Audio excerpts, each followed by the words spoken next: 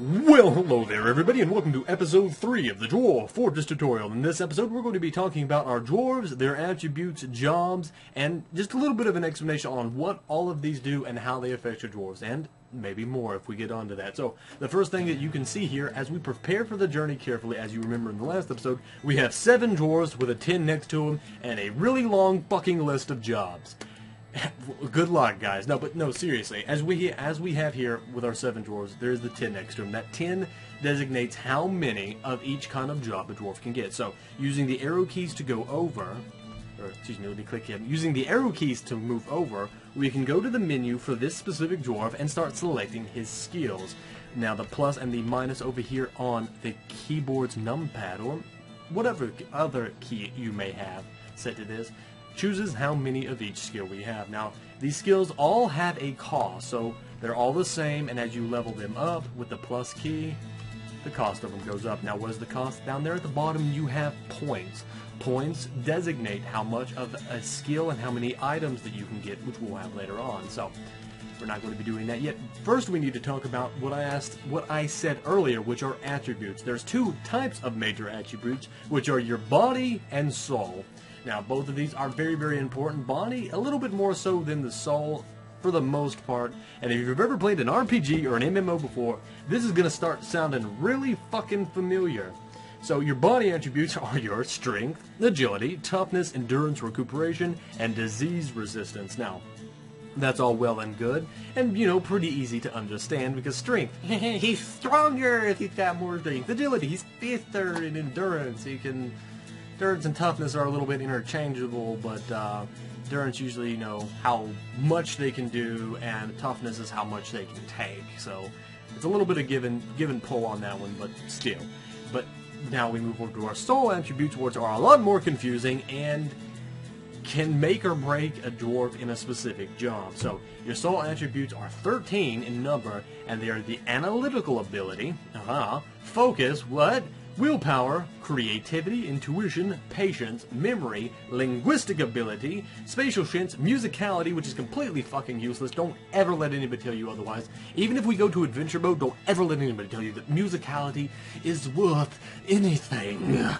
Kinesthetic sense, empathy, and social awareness. Now, some of these may sound completely bullshit like musicality, and some of them may sound like, why does that matter with some of them, such as social awareness? And you might also be asking, what is kinesthetic sense? That's, like, imagine if you have your eyes closed and you're moving your hands around. The ability to kind of feel how your hands are moving, or how somebody else's hands are moving in front of you while you have your eyes closed. That's kind of your kinesthetic sense. Anyway, no, getting too much into that. So, the first thing that we're going to do is we're going to go back over to our drawers, we're going to go up and down, and we're going to select one of them, just for a demonstration. We're going to hit the V key to view them. Now, this is Godum Momuzerlium, been quite content, small, rust eyes, etc., etc., ears are somewhat splayed out, his skin is peach. Now we get to the fun part. He is quite susceptible to disease. So there we go, that's our disease resistance, and this guy has a pretty low, and if something is not mentioned, probably doesn't matter. And he has a great affinity for languages and a very good creativity. Good affinity for language. There's his linguistic ability and a pretty good creativity. There's his creativity. Good creativity. But he has bad intuition, poor kinesthetic sense, poor spatial sense, and little patience. Now, somebody who has little patience but good creativity might enjoy an artsy job. Bad intuition, don't want him in a job where he has to start planning out, is this guy going to throw his sword at me? I don't know. And then he gets the sword thrown at him because he couldn't think fast enough, and then he dies. And that combined with the disease resistance obviously means that this dwarf, all in all, really shouldn't go out into battle, but his good affinity for language and creativity would probably make him pretty well suited to maybe an engraver or a records keeper or God knows what, but still. Now, you might have also noticed that a lot of these that I said before, strength, agility, stuff like that, aren't mentioned. If they are not mentioned, they are about average. It only mentions things if they're above average or below. Now, something else you can read here while we're here, which has nothing to do with the body and soul, but is specifically about this dwarf themselves, is, as we can read right below where it talks about his senses and creativity, he is frequently depressed. He is very distant and reserved. He is rarely happy or enthusiastic. He is mostly unaware of his own emotions and rarely expresses them. He is put off by authority and tradition. He is willing to compromise with others. He finds rules confining. He needs alcohol to get through the working day, which every dwarf needs because they are alcohol-dependent little motherfuckers. He likes working outdoors and grumbles only mildly at inclement weather. Short, sturdy creature, fond of drink and industry. So, now these, while slightly related to the soul and body attributes, are unique to each dwarf, and they have their own names, but I'm pretty sure you can figure out quite quickly what these mean. Now, the first one, he is frequently depressed. His brother dies. He's going to take it pretty fucking personally. And he's going to be pretty either pissed or sad, or he's going to go into his room, refuse to eat or drink, and then also die. And then his parents are going to wake up and be like, oh no, both my sons are dead. I'm going to go kill someone now. And then you have a whole mess of shit. So this dwarf is going to need to be kept happy, or he is going to just kill himself. Now, when I say that, I mean it literally. Frequently depressed is on the far end. Very distant and reserved, not open to relationships. Most of this stuff you can figure out yourself, and you kind of have to figure out a good job based on that. So, just to give it another example, let's go down to a different one. Vabonk down here. She is quick to heal, tough, and rarely sick. Well, there we go. Disease resistance, recuperation, and toughness. All of which are very high. Good intuition, questionable spatial sense, large deficit of willpower. Kind of iffy on what this person would be. But rarely feels discouraged, is very friendly, relaxed, stuff like that. So what you need to do, and this is something that a lot of people forget, and as I said, can make or break a dwarf, is their mental and physical state. It's something that is imperative to each one of them. And if you go into any modding at all, this becomes doubly important in most of them. So with that aside, you should be able to figure out pretty well how each dwarf is, and maybe in your own head be able to figure out what they like. So, let's go back up to this first dwarf and just read a little bit more about him, agile, stuff like that. Now, the next thing that we're going to have to do, and this is another big one, and that is talking about the laborers. This is why this episode's taking so long, and is going to take a while, is because there is a lot of laborers. Now, most of these are pretty self-explanatory, but the implications of each job are very widespread and relate actually to the body and soul attributes. Now, first up we have the single most important job in any dwarf fort, and that is miner. Now, a miner is somebody that uses a pickaxe and mines. That's it. I mean, what am I supposed to say? They mine out dirt, they mine out stone, they can mine out staircases, stuff like that. They're going to be the ones who's going to let you dig down on the ground for stone and even maybe build a fort down there by them digging it out. Now, this is very important because that's basically what you're going to have to do. Building underground is what you pretty much are always going to need to do. So 2 miners at the start from these 7 dwarves is almost necessary. If you really want to survive in this game, you have to have 2 miners just because they are so quickly. Now, as I said, the body and soul attributes affect this very heavily. So a miner who doesn't have very high strength isn't going to dig very fast. So you do need to find a dwarf who may not like people, but is also very strong, because they ain't going to be seeing people very often. I'll give them that. So, but another thing to remember is that somebody who may even have low strength that goes into the mining job will build strength up very quickly, toughness and endurance. Jobs are actually related to that and do increase a dwarf's ability to just get stronger and stuff like that. Now, it's not at the quickest of rates, but if you have a full-time miner and they start out weak, I guarantee you, but by the end of it, they will probably be able to go into the full-fledged military and crush everyone else. So, now that is a miner, like I said, very simple job, the most important of all of them. Now, the second one we have is a woodcutter. Now, a woodcutter is... Okay, you know what, that one's obvious. I'm going to move on. It's just a fucking lumberjack. Next one is a carpenter. Now, this one is another important one, simply because if you do not have a woodcutter, you're not going to get the wood for the carpenter. Carpenter is what lets you build beds, barrels, caskets, stuff like that. makes things out of wood, and that is incredibly important because you can't make beds out of anything but wood. You can't make stone beds, you can't make glass beds, and you can't make gold beds under any normal circumstance. So a carpenter is another thing that at the beginning is 100% necessary, and throughout the rest of the game as well.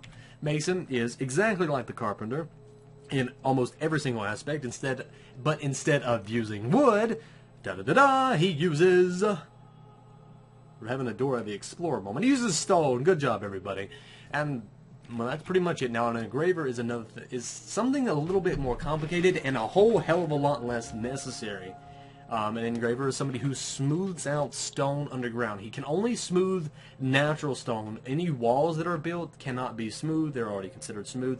But he can also engrave walls too. Again, only natural walls, not ones you build yourself. And that lets him to like draw on walls. Smoothed walls and engraved walls increase dwarves' happiness, and it honestly makes the fort look pretty nice too. So that's what they do. Not incredibly important, so I would never really suggest starting out with any, but again, personal preference. Now, we have a building designer. This is something that you do not need to put any points into. There is no point in putting any points into this. You can go to, later when we get into this, you can just set building designer to just about any dwarf, or however many dwarfs you want. And if there ever is a building designer job needed, one of them will go do it. It's something that only takes a split second for a dwarf to do, because all he has to do is look at it and it's done. Any improvements into the skill does not do anything important just because of how fast it already is. There is no way to get like with a carpenter and mason, I didn't say this, but the higher their level, the better the products they make, all the way up to masterwork, and these make dwarves more happy. A building designer has no way to do that. It's just, he goes over there, looks at it, there we go, you're good, and then he's done. That's all he does. Having dwarves with this enabled is good, but I'll show you how to do that later. There's no point in putting any points into that unless you just want to be fucking fancy. So, next we have quite a long list of stuff: weaponsmith, bowyer, armorsmith, and metalsmith. Now, I can sum up all of these in one big chunk just because they are pretty much all similar. Weaponsmith makes melee weapons, a bowyer makes bows, an armorsmith smiths armor, a metalsmith smiths fucking metal. It's actually very, very simple. Now, all of these are very similar to the mason and the carpenter in the respect that they do get more experience as time goes on, and that experience translates to better items. Now, each of these are not necessary in the beginning because, one, you're not going to have metal, and two, you're really not going to have enough materials to make bows. Now, while they are incredibly important in the long run, which lets you make armor, weapons, metal products, bows, arrows, everything you want to fucking have, it's something that at the beginning is not really necessary. Now, but for all these to work, though, we have the next one, which is a furnace operator. He's the one that takes ore and coal or whatever else you have to replace coal, puts it in a furnace, sits there and watch it cook, and then he takes it out, and then he's like, here's your bar, and then the other guys turn it into metal. Pretty simple, and it's really not all that complicated. Now, here we have a wood burner, aka the potash maker, aka the peasant you're going to have moving stone all the time. What a wood burner does is burn wood.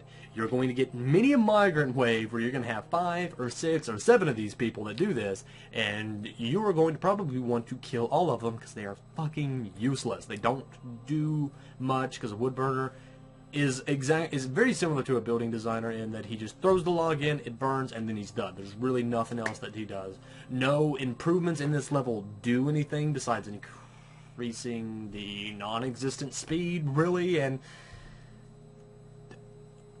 I don't know what else to say. It's a really shitty job. Now, the next ones we have can also be summed up: metal crafter, stone crafter, wood crafter, and bone crafter. These are very similar to the weaponsmith, armorsmith, metalsmith, etc.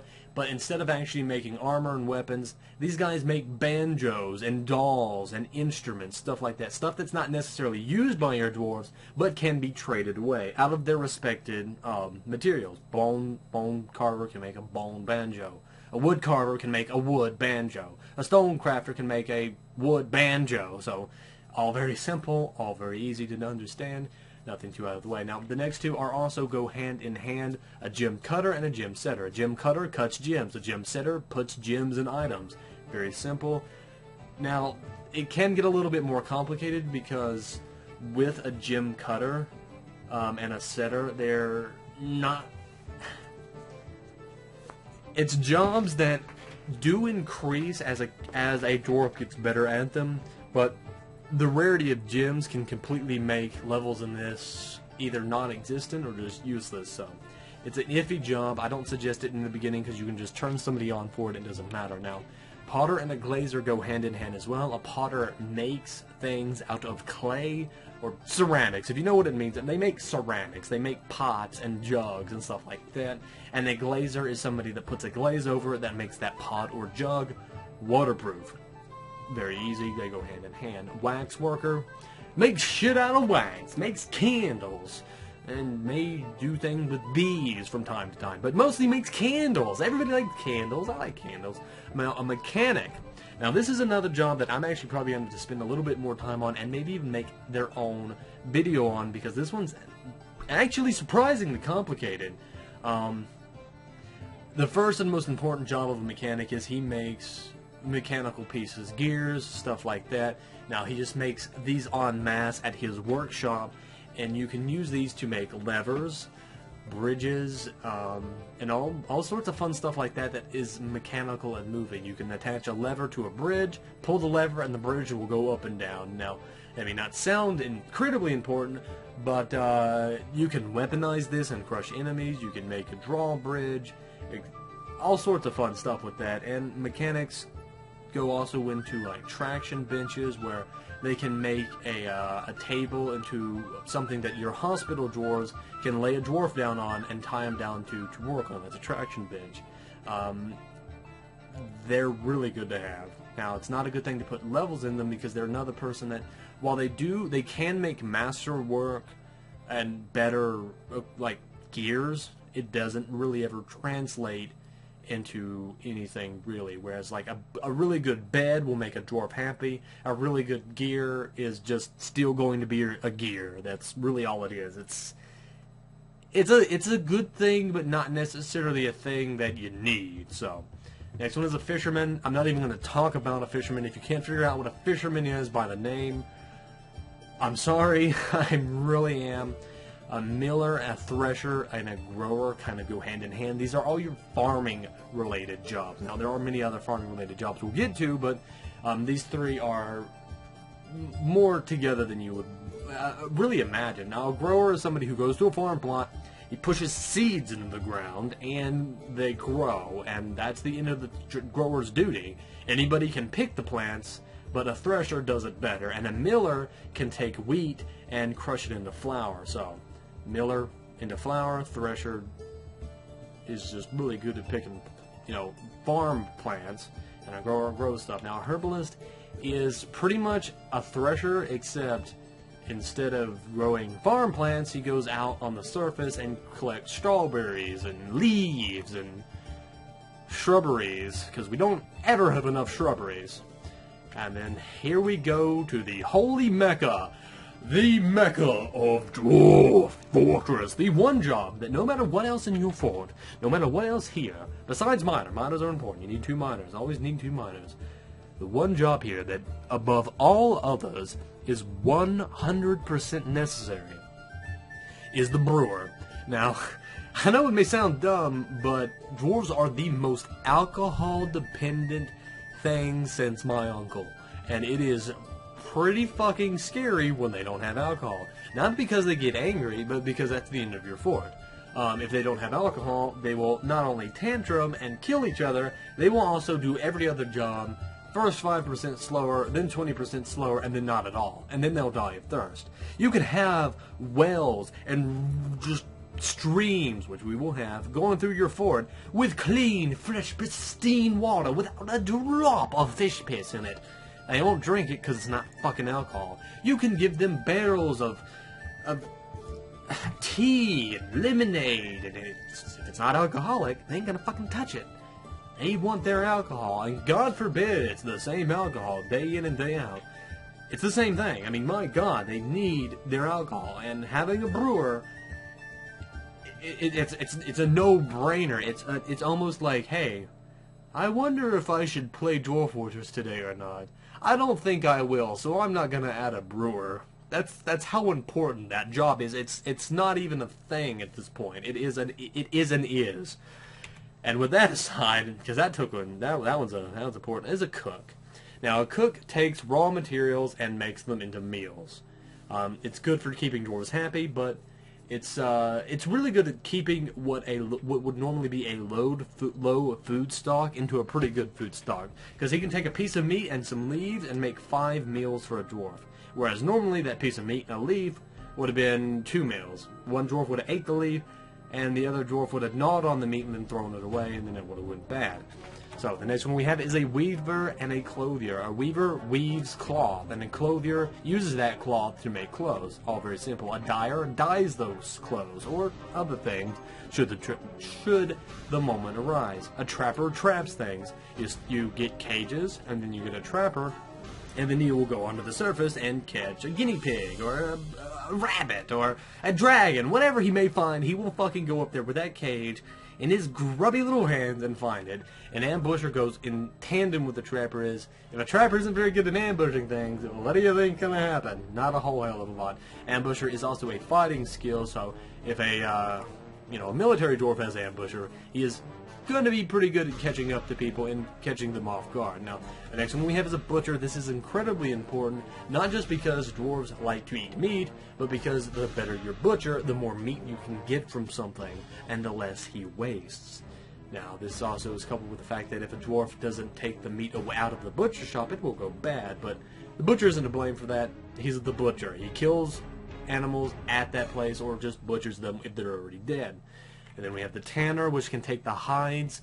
So, for example, you get a, a monkey, okay? And you take it to the butcher. The butcher slaughters the monkey and takes the hide away, gives it to the tanner, and the tanner tans it. And then there you go, you have some monkey hide. While the butcher uses the meat and makes a bunch of more meat, and then there you go.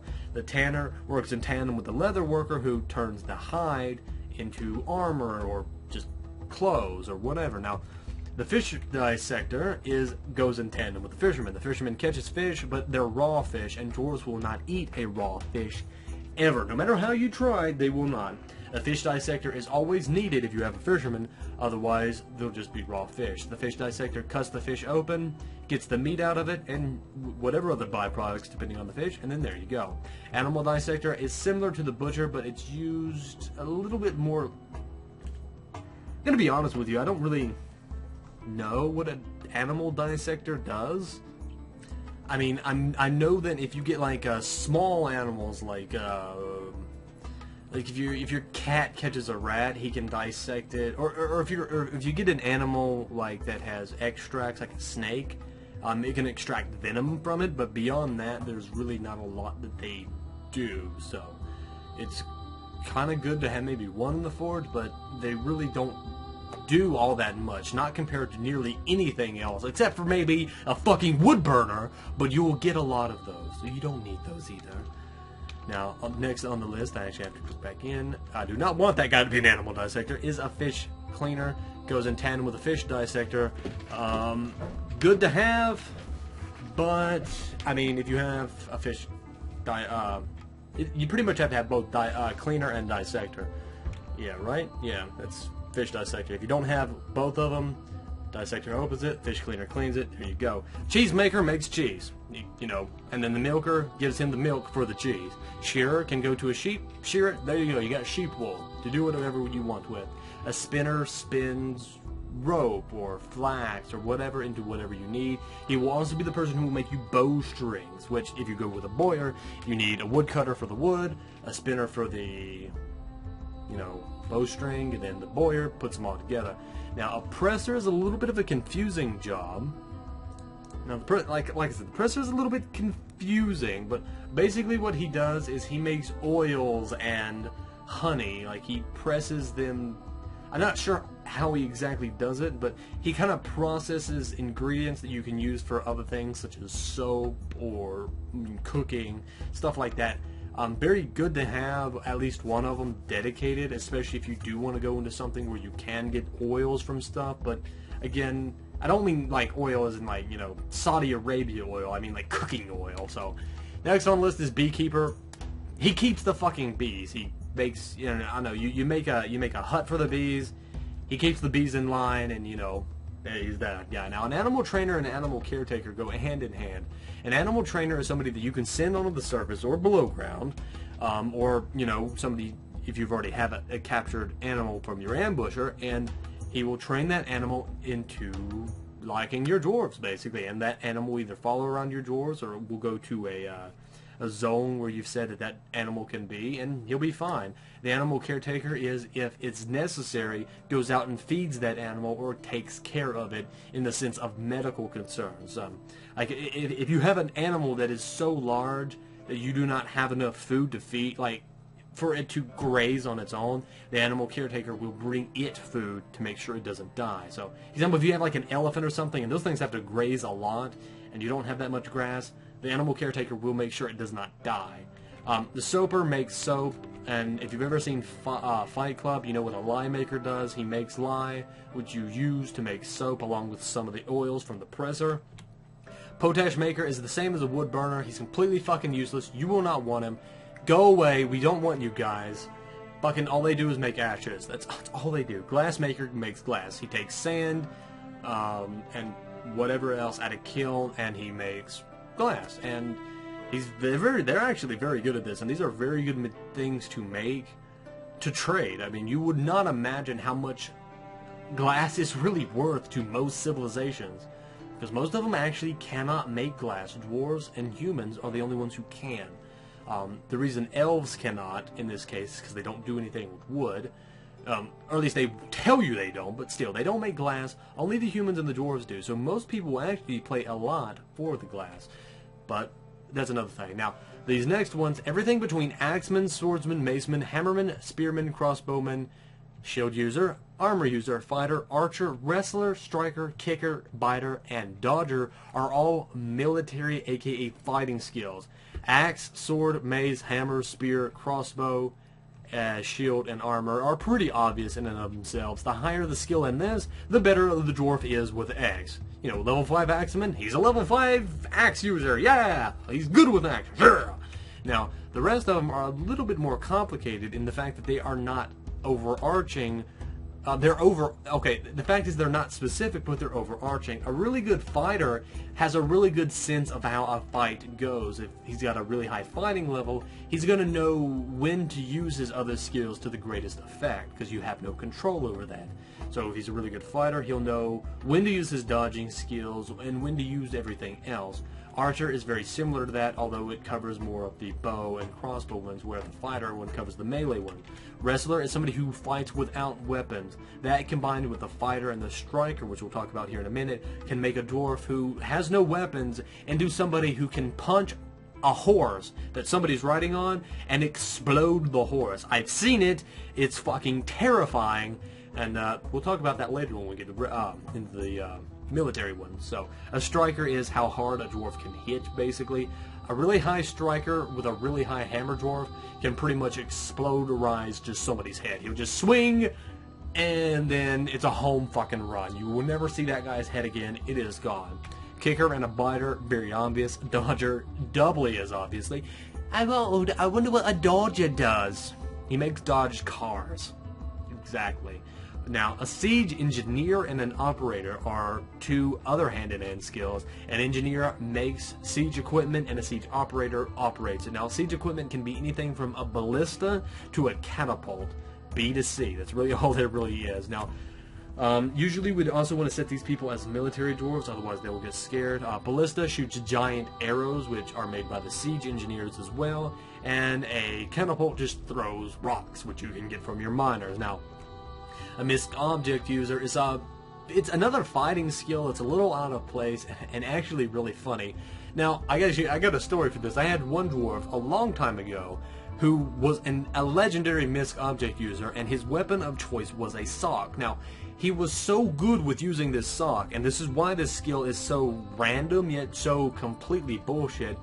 He sliced people's heads off with this sheer force of how quickly and accurately he could use that sock. I saw him decapitate 3 goblins in a row, and then stab somebody in the chest, and then twist the sock around in his chest, and then pull the guts out with the sock. That is a misc object user. It is fucking redonkulous.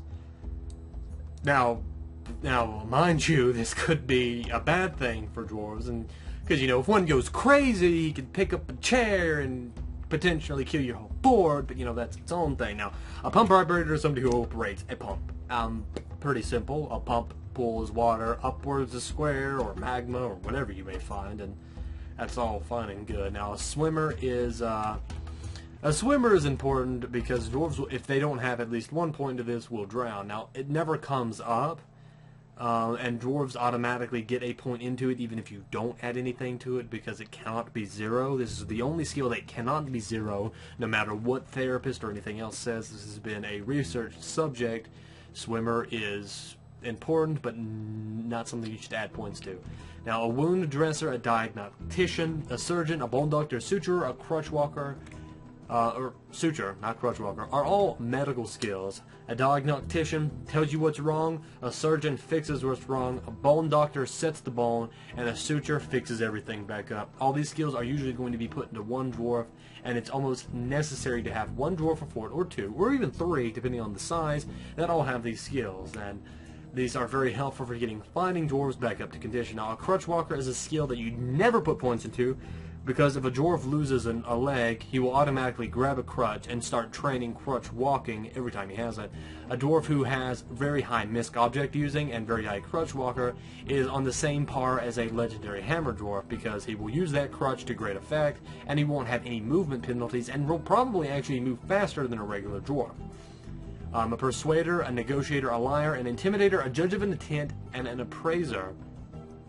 Pretty much everything else down this list are all, they go in tandem with your soul attributes for your dwarves. The better your soul attributes are, basically the better these are. Like, for example, we have liar over here. Let's go back to this guy. Depressed, distant, put off by authority, willing to compromise with others. Meaning he's not really a liar. He's not gonna lie too much, but he still can. And he finds rules very confusing. So, he also said he did not like authority. So if you have somebody with a high leader skill, this dwarf over here, Godin, who doesn't like authority, is automatically going to dislike that guy. Now, Nish over here, on the other hand, is confident and possesses great willpower, grumbles mildly, nervous, and is distracted during conversations. So obviously his comedian, flatterer, pretty much all of these things are going to be mediocre at best. Now, these are things that are trained automatically by dwarves and are not necessarily all useful, but there are 2 exceptions to this, 3 actually, that I would like to point out, and that is appraiser, organizer, and record keeper. Now, these are not trained automatically just by talking to dwarves. These are trained by trading, or appraiser is trained by trading, and what that is basically the better an appraiser is, the better he can calculate an object's worth. Now, currently this is bugged, and he will always be perfect at it as long as he has 1 point into it. So, do not expect it in the future, and expect him to have a little bit less accuracy on that. An organizer and a record keeper go hand in hand. A record keeper will be able to keep track of your stocks. If you don't have that, you can have 100 food, and it'll say, you can have 170 something food, and your dwarves who can only count on 10 fingers will say, there's 100 food over there, and you'll have 177, and you won't be able to see what you specifically have. Somebody with high organizer and record keeper will be able to keep very good records, and you will be able to go to a stocks menu with these 2, and be able to point out, hey, we have 177 food, we have 10 leopard tongues, 5 turtles cooked, and it's specific, accurate, and you can control how accurate it is, and it's pretty much necessary in a larger fort. Otherwise, you will lose everything in a giant mess of bullshit. And that's pretty much all your skills, so as I said earlier with the body and soul attributes, those are very effective for your dwarves. So with something like strength, it's very important for a miner and a woodcutter and anything that requires heavy lifting. If the dwarf just does not like to be around people, don't give him a job where he has to be around people. Like any of these skills down here, like a leader. If a dwarf doesn't like people, don't put any leader skills in him. Put another dwarf. And this video is already going to be incredibly long and incredibly specific, so I hope everybody enjoyed this video, and the next one we'll be talking about the next part of embarking, tab, and that is items. This is a lot more simple, and we'll be able to go through this and our first step into the fort. So I hope everybody enjoyed this video, and I will see you guys next time.